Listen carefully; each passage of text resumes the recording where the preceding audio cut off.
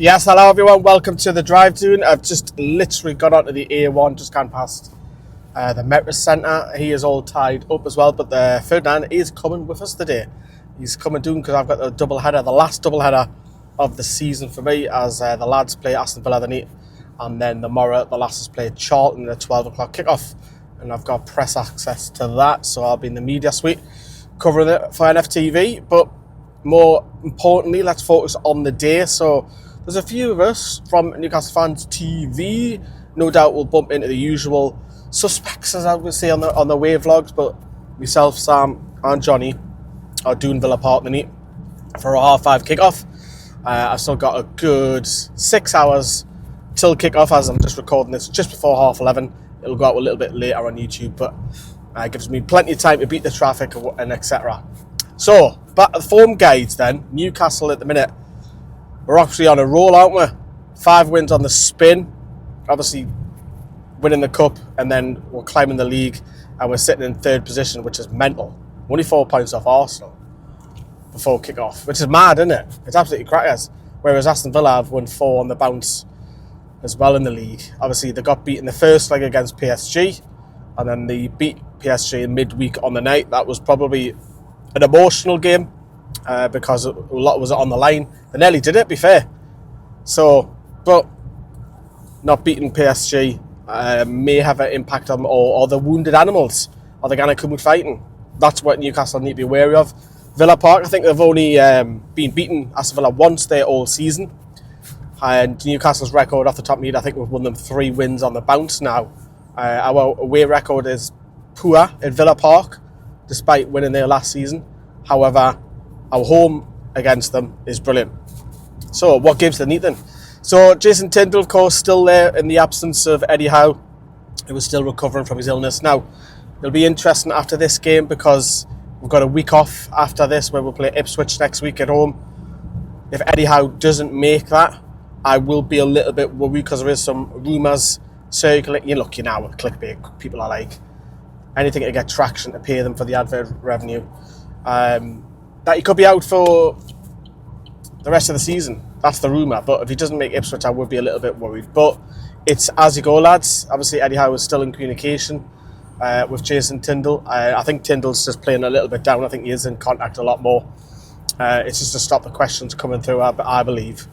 But look, Eddie Howe is up talking. He's fine. He's going to recover. It looks like, fingers crossed, he should be absolutely spot on for Ipswich next week. And obviously, Tindall, it's as you go. I was a tad worried when Howe was ill, and I said injured there.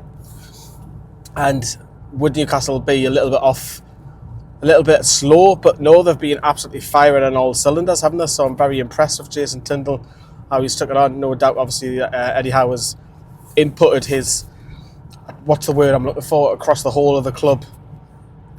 I mean, my minds were totally blank, but I think I know what I think you know what I'm trying to say. But look, we're going to Villa Park. I think for Newcastle and what's more important is not lose the game, because we've got a little bit of a cushion, 5 points ahead of Villa. Remember, top 5 will qualify for the Champions League. That is official now. And Newcastle, if they just avoid defeat, we'll keep an eye on the results, what's around us this weekend, because that will keep us ahead of Villa by 5 points, and we've got 1 game less. Now, obviously, Villa away, Brighton away, which we've got an awful record at. Arsenal away in the league, we've got an awful record. I know we won there early in the season, but the Arsenal one might be a little bit more easier than the other 2, and you're probably thinking, well, why is that? Because obviously we're in the Champions League still, and I would expect Arteta to heavily rotate because the league, Premier League, will be done by then. Liverpool will go on and win the title. So hopefully that goes in Newcastle's favour for that, because we might be still playing for something. And hopefully come the last game of the season against Everton, it's more of a, I don't want to call it a dead rubber, but it's just a day that we can relax that, knowing that we're qualified for the Champions League. Because I hate this time of year when there's no football. Yes, it's nicer weather and what have you, but I'd rather have the cold and have all my football than warm weather and no football, even though I love my warm weather. But look, team changes, will there be any? I don't think there will. Tindall was asked that question in his presser. It's hard to change a winning team. I don't think it will be, to be honest. I think Anthony Gordon will have to once more have a place on the bench, because Harvey Barnes' form is absolutely fantastic. And obviously Barnes, being from the East Midlands, will want to do well against the Birmingham side. And who else was on? Willock, obviously concussion. I think Willock can't get in that midfield three. That midfield three is gone on a notch. Tonali's outshining all three of them in the minute, which is brilliant. It's brilliant to see.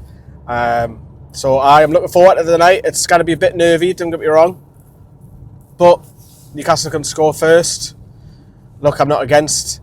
We're winning the game out there, but I think a draw is at least what we need today, at least, and a win would be absolutely class. It really would.